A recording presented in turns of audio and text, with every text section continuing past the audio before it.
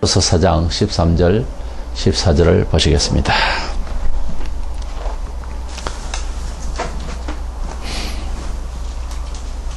우리가 다 하나님의 아들을 믿는 것과 아는 일에 하나가 되어 온전한 사람을 이루어 그리스도의 장성한 분량에 충만한 데까지 이르리니 이는 우리가 이제부터 어린아이가 되지 아니하여 사람의 속임수와 간사한 유혹에 빠져 온갖 교훈의 풍조에 밀려 요동하지 않게 하려 함이라. 아멘. 저번 주에는 이단을 경계하라는 주제로서 소극적으로 이단을 대처하는 내용의 말씀을 우리가 들었고, 오늘은 좀 더 적극적으로 이단을 배척하라는 주제로 말씀을 나누려고 합니다. 한자어로 이단이라는 말은 끝이 다르다 이런 말인데, 이 헬라어로 하이레시스라고 하는 이단으로 번역된 이 말은 본래 선택을 한다, 주장한다, 뭐 그런 뜻이 있습니다. 그러니까 전통적으로 이어져 오고 있는 어떤 가치관이나 개념을 달리 주장을 하고 또 그러한 선택을 해서 발표를 한다, 이런 뜻입니다. 그러니까 흐름의 역사로 봐서는 어떤 개혁이고 반항이기도 하고 그렇습니다. 그러니까 그런 뜻에서 이 본래의 이단이라는 뜻이 이제 개념을 가지고 있기 때문에 유대인들 사회에 그때 당시에 모세의 율법을 제대로 따르거나 또 하나님께서 원하시는 그런 유대인들의 참된 신앙을 이제 버리고 형식적으로 바뀌어 있었던 그때 당시에 유대인들의 오랜 동안의 우리 구약 성경 말라기서부터만 봐도 약 400년이 지나는 그런 오랜 전통 속에서 외식 종교 문화가 당연히 그렇게 하나님을 믿는 거구나 하고 어릴 적부터 보고 듣고 하던 시절이기 때문에 보통 한 지역이나 국가적으로나 역사의 100년의 세월을 가면은 사람이 나서 그 성장 과정에서 그러한 것을 보고 그런 가치 이념 속에서 살게 되면 그 가치관이 그 개념이 특별한 일 아니면 바뀔 수가 없죠. 그래서 그 가치 이념이 표준이 되어서 무엇이든지 이제 판단을 하는 그런 기준이 되고 마는 것입니다. 그 역사가 또 새롭게 가치 변화를 가져오게 될 때는 큰 충돌이 일어나고 그러면서 이제 새로운 변화와 새로운 발전이 이제 이루어져 가는 것인데, 그렇게 새로운 어떤 개념이 사회 속에 문화 속에 이제 들어올 때에 그것을 받아들이기에는 어떠한 인격자라도 쉽게는 되지 않습니다. 그래서 예수님께서 정말 하나님께서 바라시는 참된 신앙에 대해서 교훈을 하시고 또 예수님 자신에 대해서 구약에 여러 번이나 계속적으로 사실 구약 전체가 오실 메시아에 대한 예언적 말씀이라고 봐야 되기 때문에, 그러니까 유대인들이 바라고 기다리는 메시아 장본인임을 예수님께서 자정을 하셨어요. 스스로 증명을 하셨습니다. 그리고 메시아가 됨을 여러 행위를 통해서 보여주셨어요. 말씀이나 그분의 행위가 삼자 입장에서 우리가 봐도 유대인들이 기다리고 있었던 메시아가 맞거든요. 그래서 겸손한 마음으로 그 시대를 좀 더 비판적으로 보거나 이것이 아닌데 하고 고민했던 사람들은 예수님의 말씀에 귀를 기울이거나 또는 연구의 대상이 될 수 있었을 것입니다. 학자나 또는 일반 서민 중에서라도 예수님을 영접한 사람들은 그와 같이 그 시대가 가지고 있는 가치관에서 좀 더 다른 생각을 좀 더 비판적이고 좀 더 개혁적인 생각을 가지고 있었던 사람들의 눈으로는 소수인물이지만 예수님을 이해하게 됐다고 할까요? 이래서 메시아로 인정하게 되고 감동받게 되고, 그래서 목숨을 담보로 믿을 수 있는 데까지 이르는 그런 예가 이제 소수지만은 있었죠. 그런데 예수님께서 오셔서 하시는 말씀에 세상적이고 이기적이고 외식적이고 그리고 이제 특정 계층의 종교인들만 뭐 그야말로 잘 먹고 잘 사는 이런 유대의 부패한 그런 사회 속에서 예수님의 그 정도를, 진리를 말씀을 들었을 때에는 그들에게는 큰 충격이 되지 않을 수가 없었어요. 그것을 이 복음을 증거하게 되는 사도들은 역시 예수님이 십자가에 못 박혀 이제 죽으시기까지 한 이런 오해죠. 이런 핍박을 뭐 이어서 받을 수밖에 없는 거죠.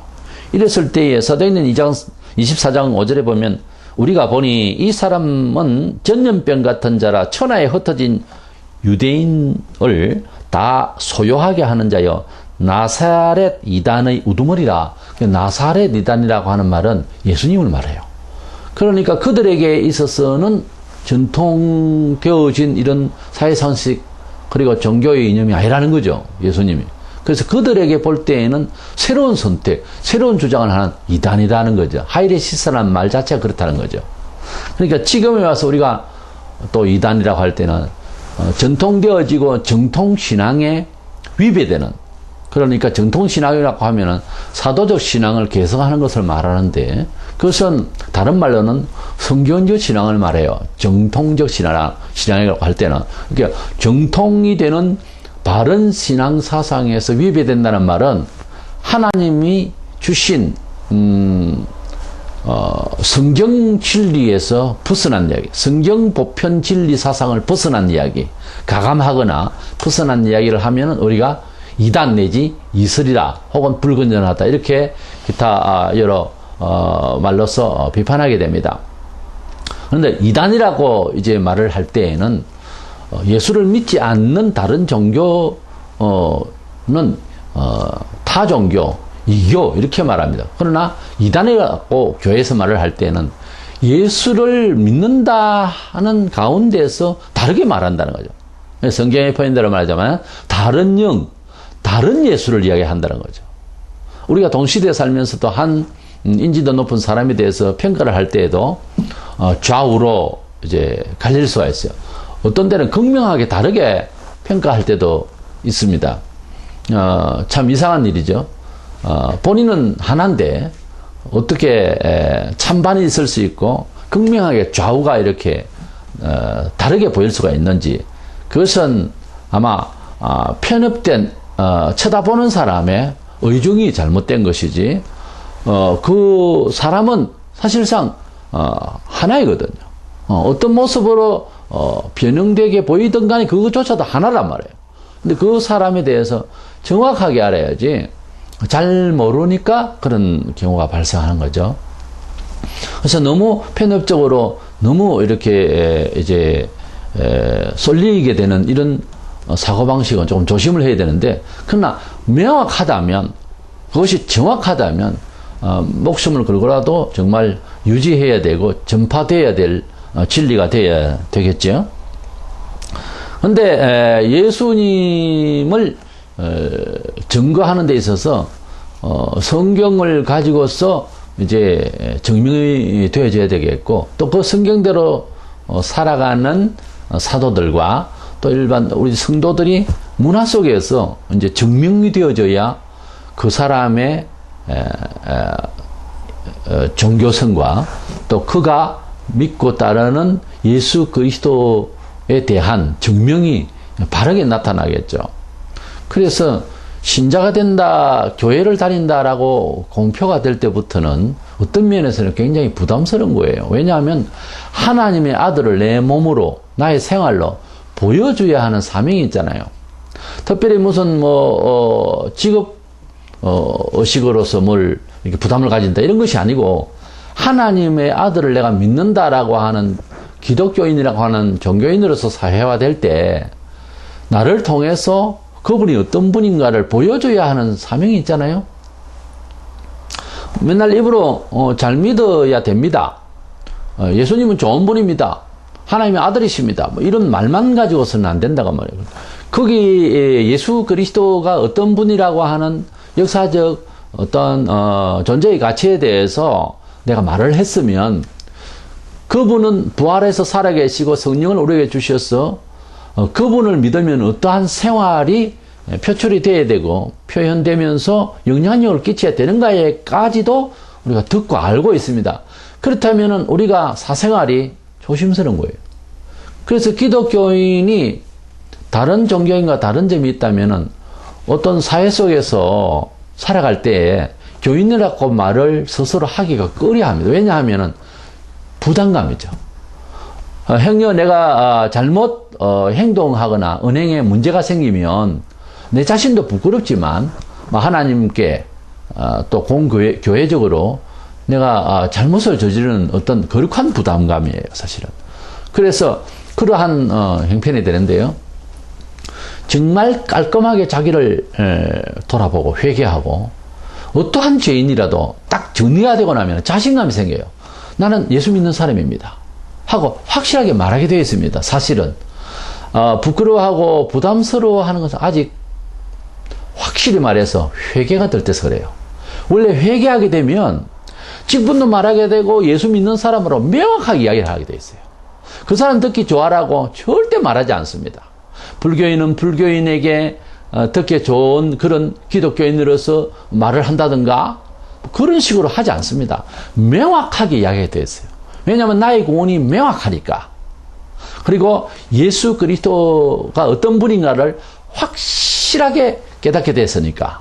그러니까 자신감이라든지 이런 게 떠밀려서 전도한다거나 이런 것이 아니고, 또는 내가 감추어야 되겠다라고 생각하는 것은 자기 체면 유지인 거예요. 아직까지 영적으로 불이 지펴진 사람이 아니다 그 말이죠. 확실시되면, 구원이 확실시되면은 확실하게 그리스도인이라고 고백하게 되어 있어요. 그리스도인이라고 고백하면서 떠벌리기만 하고 행동을 잘 못하면 문제가 생기잖아요. 그래서 떠벌리지 못하는 거예요. 그 말은 아직까지 명확하지를 못했다는 거죠. 나의 영혼이 하나님 앞에서 확신이 없기 때문에 머뭇거리는 거예요. 여기에 대해서는 우리가 예외 없이 누구나 스스로에게 그렇게 판단을 할 수 있어야 되겠고 변화를 입기를 간절해야 되는 것입니다. 그런데 우리 교회가 초기부터 아주 그 진리를 반박하는 사탄의 역사가 생겼었습니다. 3대 이단이라고 보통 설명되는 영지주의, 말시언주의, 몬타너스주의 뭐 이런 어떤 그 신비주의들인데 이들을 통해서 예수님의 그 진짜 참된 진리의 말씀을 오도하고 그리고 방해하고 그리고 핍박하는 이런 일들이 생겨나게 됐는데, 이단이다 하고 맨 처음에 공교회적으로 회의를 거쳐서 이제 판단을 하게 되고 심판을 하게 된 일이 있었습니다. 325년에 니케야 회의에서 있었던 일인데, 아리우스라고 하는 사람이 예수님을 하나님 비슷하다, 하나님 아들 비슷하다 이런 식으로 이야기한 거예요. 예수님은 하나님과 동일하다 이래야 되는데 유사하다 이렇게 말을 한 거예요. 그래서 아리우스 대 아다나시우스라는 사람이 이 설을 넣고 반박을 서로 할 때에 종교회의를 거쳐서 아리우스는 이단으로 정죄가 되었습니다. 예수께서는 성자 하나님으로서 완전한 분이에요. 그런데 인류사에 이만한 사람이 없다, 최고의 선지자다운 그런 아주 특별한 사람들 이래 몰고 가면 예수님은 유일무이한 구주가 안 되고, 혹은 예수 외에 또 차후에 새로운 그런 메시아와 같은 사람이 또 나타날 우리를 이렇게 방조하기 때문에 그런 주장은 지극히 위험하고 그리고 이단일 수밖에 없습니다. 왜냐하면 본질에서 완전히 반박하는 소리니까요. 가령 잃어버린 30년 40년 만에 이산가족이 이제 만나졌는데 여러 정황을 볼 때 이분이 나의 어머니고 이분이 나의 아버지다는 것을 이제 확실하게 됐습니다. 누가 봐도 닮았고, 그리고 지금은 뭐 과학적으로도 이제는 이제 유전자 검사를 다 할 수 있으니까. 명확했는데도 아들일 수도 있고, 부모일 수도 있다. 말을 이렇게 흘리면, 남이 보면은 굉장히 여유있게 또, 이제 다른 부모가 있을 수도 있겠지. 이렇게 할 수 있을는지 모르지만, 그럴 수가 없어요. 그런 말을 하면, 그것은 점잖은 사람이, 우리나라 한국 사람은 특별히 이것이다 하고 너무 주장이 강하면 싫어해요. 근성이 아주 잘못되어 있는 거예요. 근데 명확할수록 우리가 심도 있게 좀 더 관여하고 명확하면 밀어주고 이래야 되는데 너무 명확하면 싫어하는 이 근성은 버려야 됩니다. 그런데 명확할 일에는 명확해야 되죠. 부자지간의 이런 천륜사상 문제나 이러한 천륜 문제에 대해서는 명확해야 되지 않겠어요? 어떻게 아들이 아버지가 되고 아버지가 아들이 될 수가 있겠습니까? 그러니까 명확해져야 할 때는 한 부모의 자식이 나오잖아요. 그러니까 명확해야 될 때는 명확해야 되거든요. 우리가 영생을 놓고 사후의 세계까지 이어지는 이 영생 구원에 대해서 혹은 인생을 짤막한 생애지만 우리가 좀 더 신의 도움을 받고 살아가는 가장 바른 신이라고 해야 될 신은 어떤 분이어야 한다고 우리가 생각해야 될 것인가 하는 종교학적인 입장에서 또는 철학적인 입장에서 또는 문화사적인 입장에서 여러 방면에서 생각을 해볼 때 기독교만한 그러한 종교가 없고 또 기독교의 교주인 예수 그리스도에 관한 여러 증명자료만큼 명확한 자료가 다른 교주에게는 없다라고 판명이 되어지고 또 무엇보다 성령께서 그렇게 우리 양심으로 감화시켜서 스스로가 죄인됨과 부족함에 대해서 명확하게 우리를 변화시킨 것이 여러 측면에서 다 맞았다면 명확하게 예수는 그리스도고 유일무이한 하나님의 성자 예수 그리스도는 나의 구주다. 이것을 고백을 할 수 있어야지. 그건 구원받아 봐야 알아. 죽어봐야 아는 거야. 제가 알기로는 좋은 사람의 표현이 아니에요. 아직 구원을 명확하게 못 받은 사람이에요. 아니, 구원 못 받은 사람입니다. 구원을 받은 사람은 그렇게 말하는 게 아니에요. 이것은 낭만적인 언어로, 이것은 어떤 철학적인 언어로, 이것은 감성적인 언어로 말할 수 있는 부분이 아니에요. 구원이란, 기독교의 구원이란 말은. 이건 이상가족의 만남과 같은 그 이상의 흥분과 감격과 명확한 사실 앞에서 정말 이상가족이 만나서도 쓰러지잖아요. 어떤 분들은 거의 되게 쓰러지죠. 그렇게 되어지는데 영적으로 영원히 사람이 살게 되는 것 또는 왜 지구촌에 살면서 이렇게 어렵게 살다가 우리가 인생이 죽는가의 모든 설명들이 성경에 있고 우리를 지으신 분을 이제는 이상가족 같은 이런 상황에서 아버지 하나님을 만난 거예요.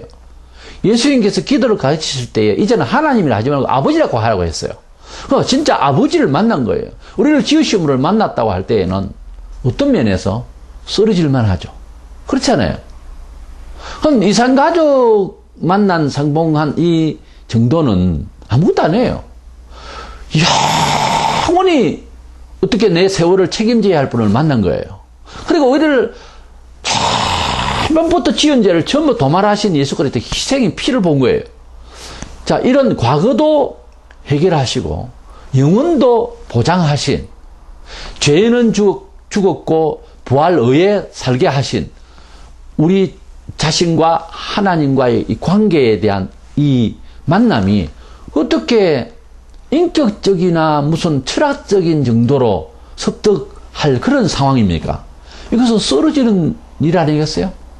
이것은 감격하다 못해 며칠씩 밥을 못 먹을 수도 있어요. 난 그게 맞다고 봅니다. 이것은 성격을 넘어서는 거예요. 또 아무리 교육이 특별하다 하여도 지역과 국가를 초월했어요. 시대도 관계없습니다. 적어도 하나님을 사람이 만난다고 하는 이 접지선에서 일어나야 할 감정적인 또는 생활의 실질적인 변화는 이것은 예외 없이 어떤 장군이라도 꾸부리는 거예요. 네. 아무리 강한 사람이고 아무리 점잖은 사람이라도 예수 그리스도를 정말 만나서 해결이 된 사람은 감격에서 쓰러집니다. 이것은 강요성이 있는 것이 아니고 그렇게 판단하시기를 바랍니다. 난 쓰러졌는가? 난 그렇게 감동되었었던가? 천국을 어떻게 비유했느냐 하면 여러 가지가 있는데 그 중에서 우리에게 상당히 많이 와닿는 여러 말씀들이 있는데 우리가 쉽게 와닿는 비유의 말씀 중에서 어떤 가난한 사람이겠죠. 남의 집에 밭에 일을 하다가 그 밭에서 보화를 발견한 거예요. 보화가 담긴 것을 발견하고 그것을 묻어두고 가서 모든 소유를 다 팔아서 그 밭을 산 사람과 같다라고 했습니다. 자, 우리가 그 이야기 설정을 좀 더 풀어보면 그것이 이제 사유재산 문제라든지 법적 이런 문제를 떠나서요. 일단 비유해서 주시고자 한 내용이 이제 중요한 거예요. 그 밭을 사기 위해서 모든 것을 다 팔아, 즉 생명을 다 바쳐서 그 밭을 샀다고 하는 그 농부, 그 남의 밭에 일을 하던 사람의 심정을 생각해 보자는 말이에요. 엄청난 발견인 거예요. 이건 로또를 맞은 것보다 더한 겁니다. 어마어마한 보화를 발견하고 거기서 쓰러지고 미쳐버려가지고 쓰러지지 않은 것이 그게 다행이에요. 큰 기쁨이 있었지 않겠어요? 가족이 이야기했어요. 왜 그래요? 아버지 왜 그래? 그러면 말할 수가 없는 정도로. 그런데 그 사람의 성격이라 할까요? 그 사람이 가지고 있는 성품이 열심히 일하는 사람이기 때문에 또 우리가 짐작할 수 있는 좀 말수가 적고 좀 얼굴이 좀 굳어 있는 그런 스타일이겠지만 아무리 굳어 있는 스타일이라도 그 보화를 발견했을 때의 기쁨은 우선 저 같은 발산을 잘 하는 스타일은 좀 기뻐서 많이 웃을 수가 있어요.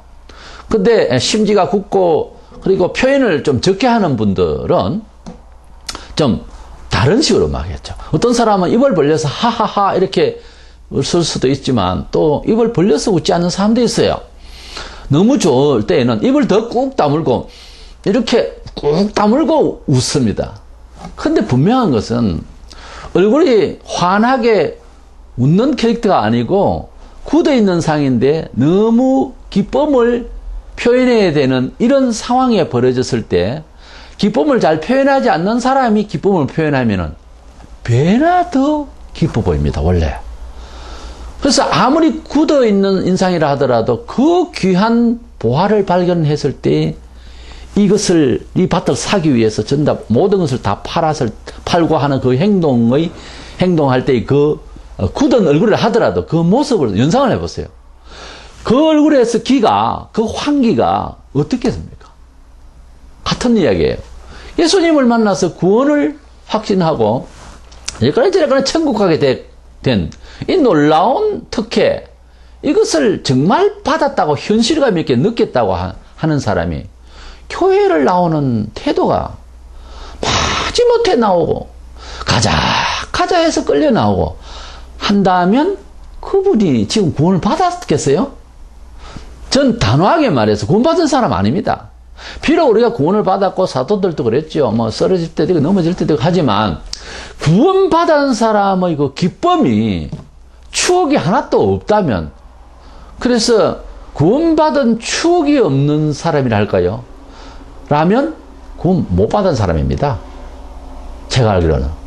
왜냐하면 이론상으로도 그렇지만 우리들이 모든 사람들의 경험이 또 성경의 가르침이 희열을 넘치게 가지 않을 수가 없는 상황이잖아요.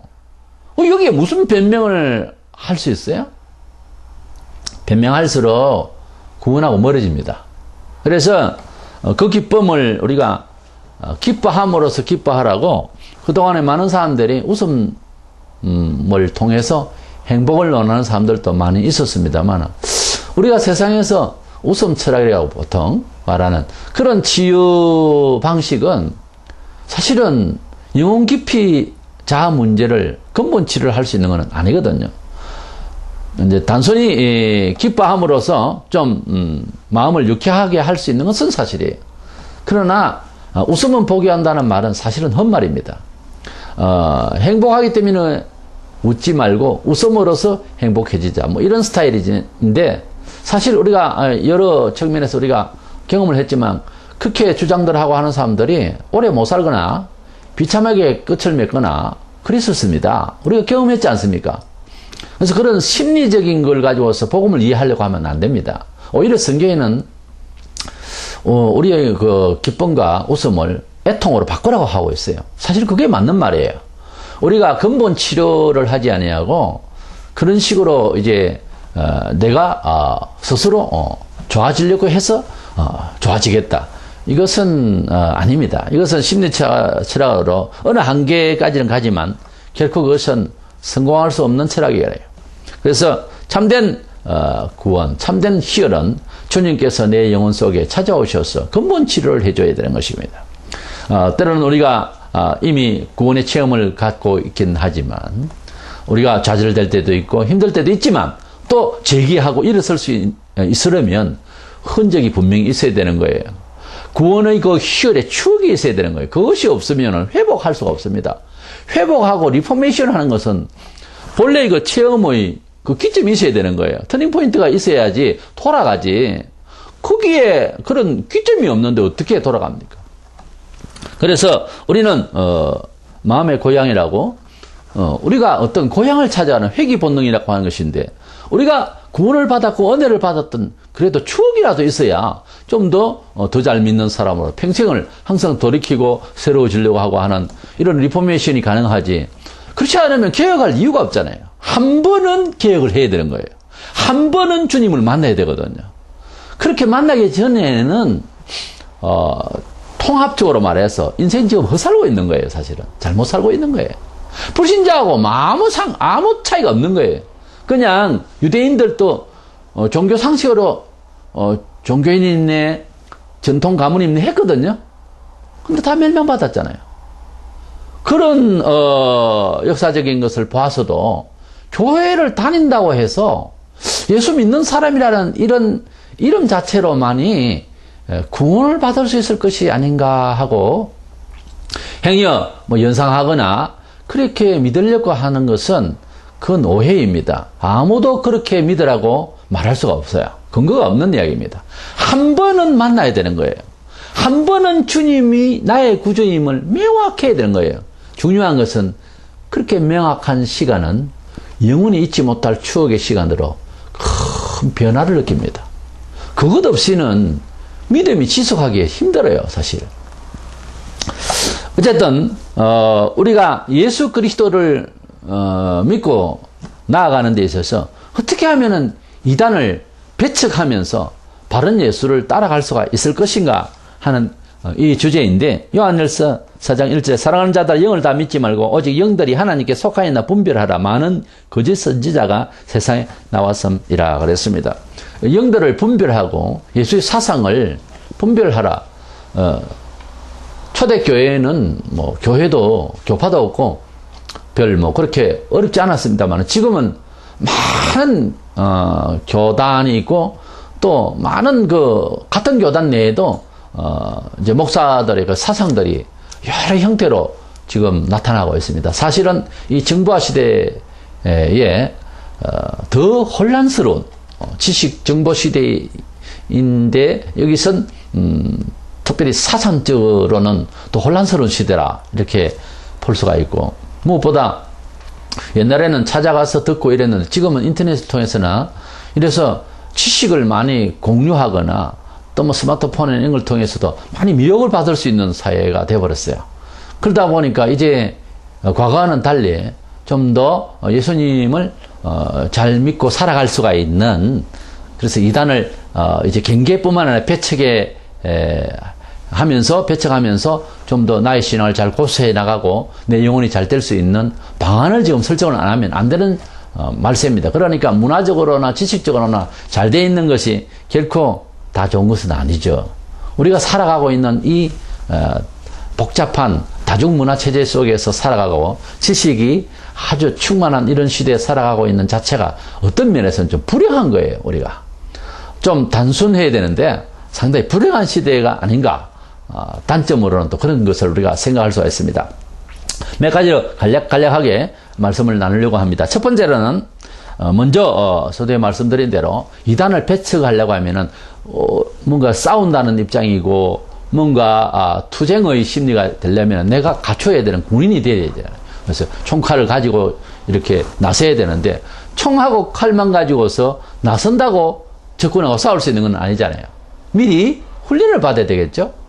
그냥 칼총으로만 이렇게 어떻게 전쟁에 나가려고 썰 사용할 줄 알아야 되는데, 그리고 체력이 따라야 되고 그렇잖아요. 그래서 완벽한 군인 정신까지 이렇게 무장이 되어야 됩니다. 정말 뭐 총칼이 없어도 싸울 수 있는 그런 기력이 이제 충만해야 되거든요. 그러니까 전장에 나가는 군인처럼 자기가 아주 용기백배한 이러한 준비가 되어 있어야 되는 거예요. 그것을 말하자면은 이단을 우리 삶 속에서 언제나 부딪힐 수가 있는데 배척에 나가고 경계에 나가고 그리고 그들을 밀어낼 수 있는 힘이 있으려면은 우리 자신의 이 구원이 확증이 되는 거예요. 자기 구원에 확신해요. 귀신을 쫓아내기 위해서 귀신을 연구하다가 귀신에게 홀리는 경우도 있다고 하거든요. 그러니까 이단을 너무 연구한다기보다 나의 구원의 하나님을 많이 연구하는 게 나아요. 하나님을 더 많이 배우려고 할 때에 이단을 자연스럽게 배척할 수 있는 그런 힘이 생기거든요. 이단만 연구하고 하나님 대해서는 모르면 상당히 위험한 거예요, 사실은. 왜냐하면 어차피 같은 종교의 세계 이야기는 수용성이 강하고 그리고 판단하기 힘들기 때문에 하나님에 대해서 기왕이면 하나님과 예수님과 나의 구원에 대해서 더 확신을 가지는 것이 이단을 배척하는 데 큰 힘이 됩니다. 시편 125편 1절에 여호와를 의뢰하는 자는 시온산이 요동치 아니하고 영원히 있음 같도다. 요동치 아니하는 여호와를 의뢰하는 자. 베드로전서 5장 9절에 너희는 믿음을 굳건하게 하여 확신을 가져야 그리고 그를 대적하라 그랬습니다. 이단을 대적하라. 고린도서 13장 5절에 너희는 믿음 안에 있는가 너희 자신을 시험하고 너희 자신을 확정하라. 시험한다는 말은 이제 금을 이제 녹여서 아주 그것을 과학적으로 이제 분석해서 순금을 빼내듯이 우리 자신이 진정 내 양심이 나의 경험이 내 성격이 아닌 나의 판단이 아닌 사사로운 판단이 아닌 공정성이 있는 진짜 신앙인가? 정말 신앙 간증을 하는 사람과 같이 어깨를 나눌 수 있을 만큼 비록 부족하지만 성질상 꼭 같은 금이 큰 뭉치의 금이 아니라도 작은 뭉치라도 참 금인가 이렇게 같이 선상에서 금, 순금 이렇게 이름을 들을 수 있을 만큼 내 개인의 신앙이 좀 더 명확하게 되려면은 나 자신을 스스로 잘 분석해서 나를 잘 돌아봐야 됩니다.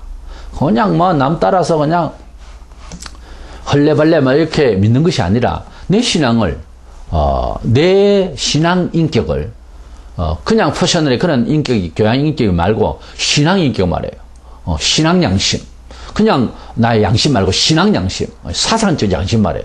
사상 앞에 나는 어떻게 서 있나? 정말 생각하면 할수록 부족하죠. 정말 부족합니다. 그렇게 느껴야 정상인 거예요. 그래서 나의 신앙을 확정하라 그랬어요. 그렇지 않으면 그리스도 박혀 있는 것 같이 된다.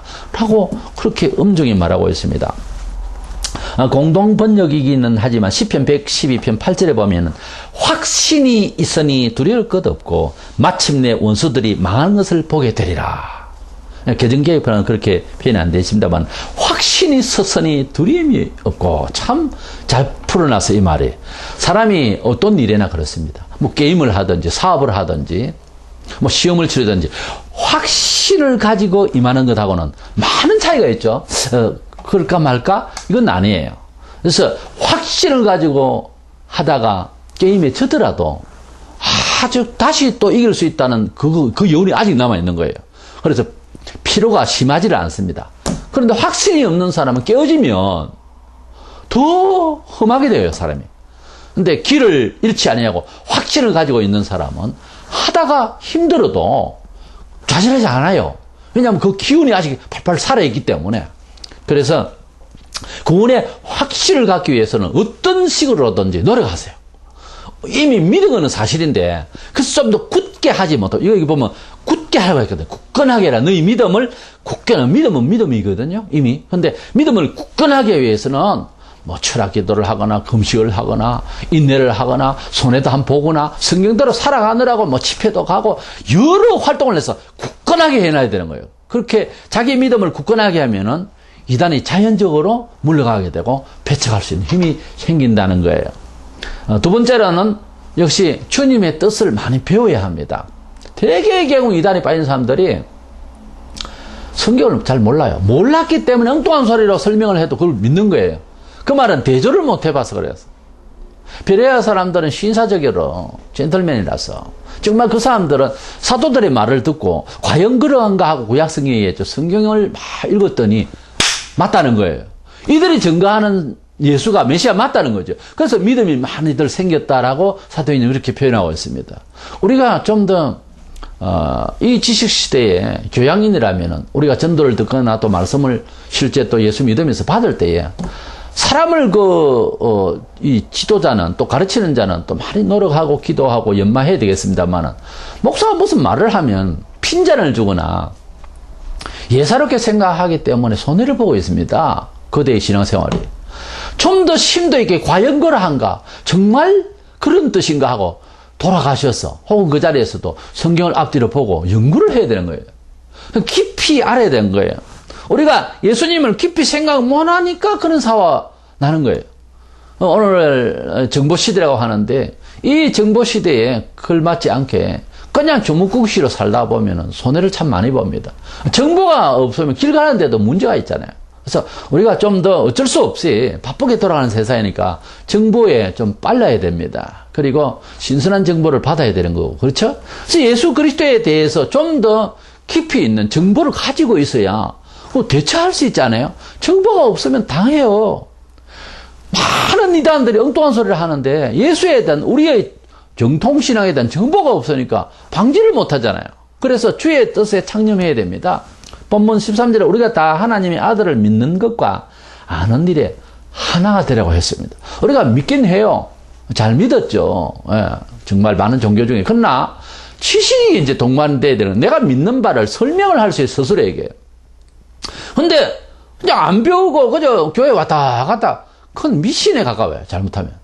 그래서 주일날 짤막하게 듣는 설교 그거 하나로서 어떻게 일주일을 살며 1년 내내 설교 다 모아보세요. 예, 편집 한번 해보세요. 내용이 얼마나 되는지. 그게 다 될 수가 없습니다. 우리 신앙 생활을 하는 데 있어서 얼마나 많은 부분에 있어서 이단들과 또 어떤 사회 이슈가 되는 사상들이 우리를 미혹하거나 또는 문화적으로도 이게 하나님 뜻인지 아닌지 이렇게 노는 것이, 이렇게 접하는 것이, 이렇게 취급하는 것이 옳은지 안 옳은지 이런 지식들은 성경에 다 있어요. 그 성경을 쭉 읽고 뜻을 또 많이 깨우쳐야 되는 거예요.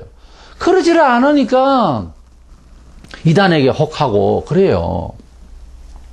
호세아 4장 6절에 내 백성이 지식이 없으므로 망하는도다. 이 지식은 일반 지식을 말하는 건 아니죠. 하나님을 경외하는 지식이 없어졌다는 말이에요. 하나님을 경외하려면 경외하는 법칙이 또 있어요, 성경에. 그러니까 모든 게 지식이 동반해야 되는 거예요. 이 신앙도, 기독교 신앙도. 그냥 마음먹 안에 믿습니다. 산을 보고 믿습니다. 바다를 보고 믿습니다. 그 미신인 거예요. 그래서 하나님을 우리가 이론이 없는 하나님으로 우상처럼 생각하니까 그런 사고가 나는 거예요. 하나님은 말씀의 하나님이라고 그랬어요. 하나님은 말씀이시라고. 태초에 말씀이 계시느라 이 말씀이 곧 하나님이시니라. 요한복음 1장 1절에 하나님은 말씀이라고. 말씀 뭐예요? 사상을 전달하고 뜻을 전달하는 매체잖아요. 언어잖아요. 하나님은 사상이 있다 그 말 아니에요? 그러니까 하나님은 뜻이 계신 분이란 말이에요. 하나님은 의중이 있다 이 말이에요. 하나님은 말을 해요 또. 그러니 말을 한다는 말은 뜻을 전하는 말이에요. 뜻이 없는 말은 무슨 말이에요? 중언부언이죠. 그냥 바벨탑이 그 말이에요. 중언부언, 말이 안 되는 소리. 그건 헛된 소리라고 그러죠.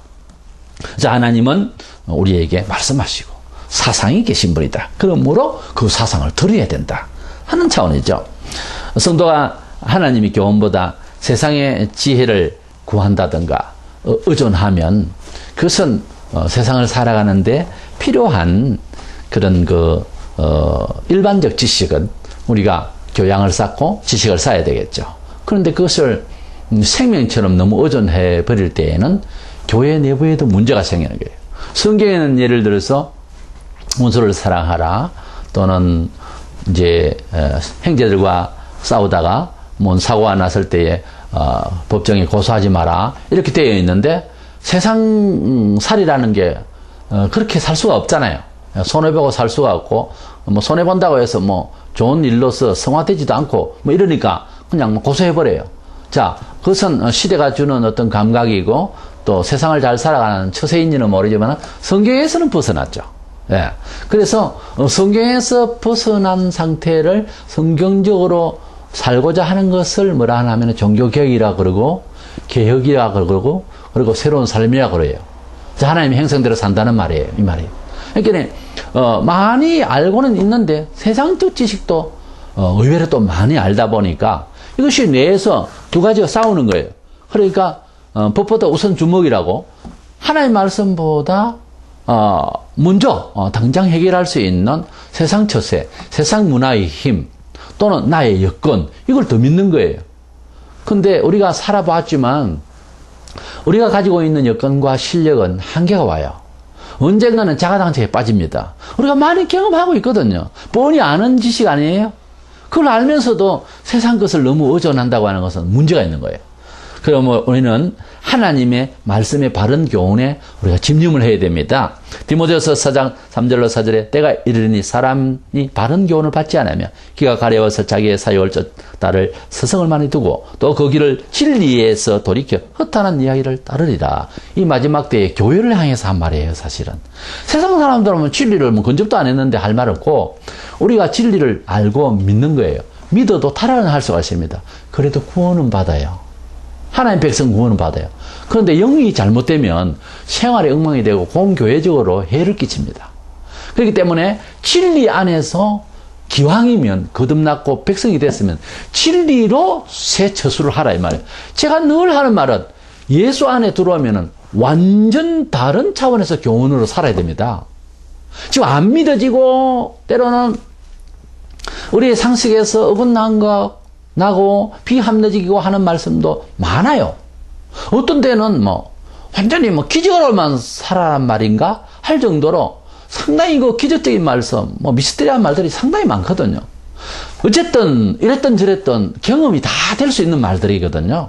그래서 이 말씀대로 이해를 하려면은 때로는 우리가 의사를 믿었어야 되지만 때로는 의사를 믿기보다 하나님을 믿고 치유해야 되는 경우가 발생하고요. 사실은 성경에 그쪽이에요. 그래서 우리가 어느 쪽으로 하나님 말씀을 보든 간에 우리가 사회적으로 납득하지 않는 그런 경우의 말씀들이 많이 생겨요. 근데 그 말씀을 우리가 사모하고 실현 가능한 건지 실험들을 해보셔야 됩니다. 몸이 필요한 거예요. 우리가 다 할 수 있어서 하는 건 아니거든요. 믿기는 믿는데 체험이 안 되니까 긴가민가 하거든요. 근데 그것을 실현해보는 거예요. 그러고 나는데 놀라는 거죠. 과연 사실이구나. 그러면 믿음이 딱 되는 거예요. 자기 믿음이 되는 거예요. 채워지는 거죠. 그때부터 또 한 단계 올라가고 그렇습니다. 원래 믿음이라고 하는 것이 그렇게 채워지기 때문에 상당한 연륜이 필요한 거예요. 갑자기 되지를 않습니다. 이게 어떤 인격의 양성보다 더합니다. 상당히 힘든 거예요. 그래서 믿음을 우리가 정진시키기 위해서 주님의 뜻을 많이 이렇게 배우고 익히는 가운데서 이단은 침범을 못합니다. 이단들이요 우리들보다 편협적이지만 굉장한 지식을 가지고 있어요. 성경 구절도 많이 외우고 있고 그렇기 때문에 우리가 그들과 그들 이상으로 성경에 열심히 공부하고 성경 열심히 많이 볼 수 있도록 해야 돼요. 이단도 그렇게 많이 보는데 우리가 안 봐도 되겠느냐고요. 세 번째로 우리가 이단을 배척하려면 역시 기도 생활을 많이 하셔야 되겠죠. 기도하지 않으면 우리가 시험 들더라 다 경험하잖아요. 이단에 빠진 사람들 보면은 신앙생활을 이상하게 하거나 이상하게 한다는 말 기도 생활도 없고 교회 왔다 갔다 말고 어떤 때는 안 나오고 이러다가 이단에 어느 날 보면 이상한 교단에 가가지고서 신앙생활을 한다고 미쳐버리고 이런 경우가 많거든요. 그리고 정상적인 이런 개신교에 다닌다 하더라도 기도 생활이 좀 부족하거나 이럴 때 보면 꼭 이단에게 빠지고 가정도 문제가 일으키고 하나님께서 이제 형벌이 가해지죠. 왜냐하면 정통신앙이라고 하는 이름 하에서 이런 일들을 이제 만들어냈기 때문에 벌이 더한 거죠. 불신자야 처음부터 잘못 가고 있었겠지만 마가복음 14장 38절 시험에 들지 않게 깨어서 기도하라. 너무도 우리가 잘 한 말씀이죠. 베드로전서 5장 8절에 근신하라 깨어라 너희 대적 마귀가 우는 사자같이 두루다니며 삼킬 자를 찾나니 이거 보세요. 이제 사자라는 말은 마귀 이 말은 바로 영적이지만은 실질적으로 이단에게 역사하고 있는 영들이단 말이에요. 이들이 바로 우리 영혼을 잡아채려고 하는 이런 많은 이단 사상들이 정치, 경제, 사회, 문화 다방면에서 우리를 미혹하고 완전히 침투해 들고 있습니다. 사실은. 예. 그래서 이러한 모든 것들을 이기기 위해서는 이제 지식도 부족해, 경험도 부족해, 확신도 부족하면 기도라도 좀 많이 하세요. 하나님, 내 영혼 붙들어 주세요. 부족합니다. 기도라도 좀 하세요. 기도도 안 하거든. 예? 수요일날 기도해야 하자 뭐 수요일날 그 큰 교회들이 10%도 안 나와요. 뭐 기도 좀 많이 하자고 해도 수요일 예배에도 제대로 안 나오는 사람이 새벽 기도도 안 나오는 사람이 일주일 동안 예수 잘 믿는다고 어떻게 볼 수 있습니까? 아니, 말이 안 되는 거예요. 그 다음에 네 번째로는 이단과는 대화를 해가지고서 그래서 화목을 이루려고 하거나 또는 대화로서 멘토가 된다거나 이런 상상을 하지 마세요. 이단은 무조건 배척해야 됩니다. 이단의 정신은 꼭 오직 물건을 팔려고만 찾아온 방문 판매 상품을 들고 온 사람과 똑같습니다. 그 사람의 목적은 지금 물건을 팔러 왔지 이 물건에 대해서 토론하러 온 것은 아니거든요. 이단들이 딱 이야기가 시작되면은 오직 자기 교단 교주가 옳다고 하는 그 사상만 계속 이야기하려고 그래요. 그래서 대화가 안 됩니다. 원래 진리는 대화를 하는 것이 아니라 선포죠. 꼭 그 흉내를 내는 겁니다. 그들이. 그렇기 때문에 이단들과는 대화를 하지 말고 그냥 그 자리에서 배척을 하는 것이 옳습니다. 오히려 이걸 조금 듣고 배척해버리는 게 낫지. 그거 뭐 이야기하다가 나중에 말려서 실력도 없는 데다가 영성도 부족한 데다가 문제가 생깁니다. 본문 14절에 이는 사람의 속임수와 간사한 유혹에 빠져 온갖 교훈의 풍조에 밀려 요동하지 않게 하려 함이라. 여기 사람의 속임수라는 말이 나와요. 이단들이요. 어떤 영을 받았나 하면 거짓의 아비인 마귀의 지배를 받고 있어요. 또 이 온 세상도 그래요. 우리 세상에서 사기를 당했다 이런 말을 들으면 그 뒷이야기가 더 재미있어요. 그 사기를 친 사람이 너무 순진하다는 거예요. 그리고 그 말이 너무 똑떨어지게 맞다는 거예요. 안 믿을 수가 없었다는 거예요. 그래서 사기를 당합니다.